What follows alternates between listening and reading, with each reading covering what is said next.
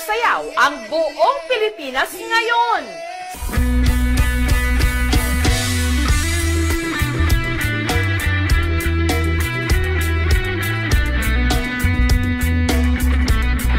Kagagawan ito, di umano, ng mga estudyante mula sa Bohol.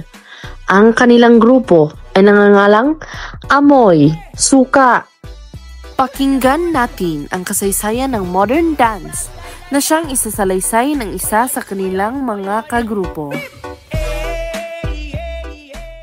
Modern dance began in the United States less than 100 years ago when Isadora Duncan decided she wanted to dance in a way that was different from ballet. So she took off her shoes and let her body move freely, reacting to the music. Soon, others followed Isadora's lead, among them Eric Hawkins. He left his School of American Ballet to work with another pioneer of modern dance, Martha Graham. In 1951, Hawkins started his own school where he has danced and choreographed ever since. Breakfast na! Nasaan po ang gatas? Gatas? Gatas!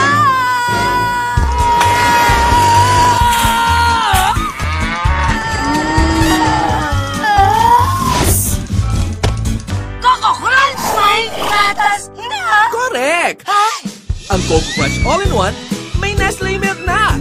Just add water. May chocolatey breakfast na masustansya. Coco Crunch All-in-One, 10 pesos lang. Narito naman ang mga katangian ng modern dance. Oh, yeah. Girl, gotta work for me. Can you make it clap? No hands for me. Kung nalilito kayo kung ano ang iba't ibang uri ng modern dance ay narito: jazz, lyrical, hip-hop at ballroom. Hanggang sa susunod na linggo po para sa isa na namang makabuluhang kwentuhan. Ako po ang inyong kapuso, kapuso mo. Elonay Lohot.